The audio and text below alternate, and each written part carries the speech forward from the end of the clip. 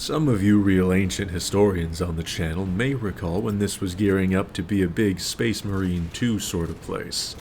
Those plans sure fell apart like a soup sandwich, didn't they? Let's talk about it.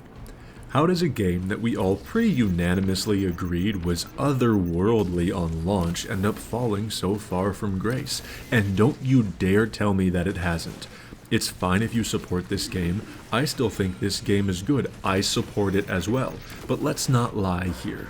It has gone from 250,000 to about 15,000 players at peak after a major update. We haven't seen a decline like that since Fulgrim came into the fold. And for those of you that will accuse, no, I am not making this to dunk on Space Marine and farm hate comments. Like I said, I really still enjoy this game, but I'm also not going to pretend like you should hold out hope for it to be as good as it once was. This video is part venting frustration about managerial failings, but more importantly, it's about highlighting what went wrong. Consider it a learning experience of sorts. So how is this griping useful, you may ask? Fair question, follow me here. Humans are big on pattern recognition. If I'm able to point out the flaws that led to the downfall of a game, you can apply that elsewhere to other games that you play. In a world of DLCs and microtransactions, it's a pretty valuable skill to know when a ship is on fire in order to jump off. You don't want to invest an ungodly amount of time and money in a failing experiment. Just look at Destiny 2, Apex, Overwatch, the list goes on. I guarantee you those people wish they could have seen the patterns of failure forming early. Now they've sunk too much energy and finance into the game, so if they leave now, it would be a waste of everything they have already fed into the system. They can't rationalize how it's better to cut ties and stop losing. In their minds, it would be much easier to keep losing while hoping for a comeback that will never arrive instead of moving on. I would like to prevent that for somebody if possible. Most everything in life is a product of its environment, so let's just take a look here at the environment that fostered Space Marine 2. Saber and Games Workshop are at the head of the ship here, and initially when we see a massive decline in numbers, it's easy to jump to the conclusion of players moving on, but I don't think that was the case for one moment here, and yes, this will relate to what I just said before.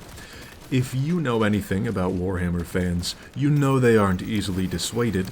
If you give them a relationship with a red-hot piece of rebar, they're going to hold on to the thing until they no longer have a hand to hold it with. Nobody is more familiarized with sunk cost fallacy than them.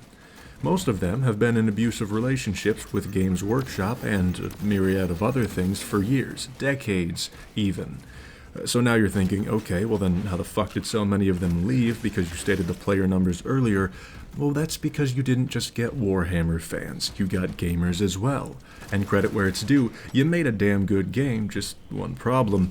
Gamers like new shiny bullshit, and you certainly didn't give them any of that. If we look at the other Saber titles and the other Warhammer games in general, we should have seen this coming, or I should have seen this coming. I would like to say that I apologize for not having thought of this possibility in advance.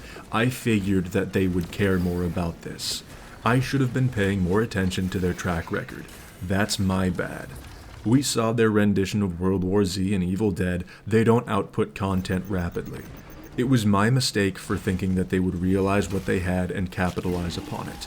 I was naive. I have grown deeply mistrusting of all game developers as a result of this, so, all's bad that ends bad. Saber makes what can be best described as one-night stand games. For a short period of time, you're gonna have your fun. Once again, credit where it's due. It's gonna be a lot of fun. But after it's done, you're going to keep moving on and likely never look back over your shoulder at it. For those of you who will say, we knew the content would be drip-fed, yes, we did. But that doesn't make it feel any better. That doesn't make people want to stay anymore, having known that. I do not regret playing and endorsing this game. It was undeniably fun for the time that it was fun. I'm just saddened that they basically let this shining star burn out. It's like seeing your favorite artist overdose on the toilet.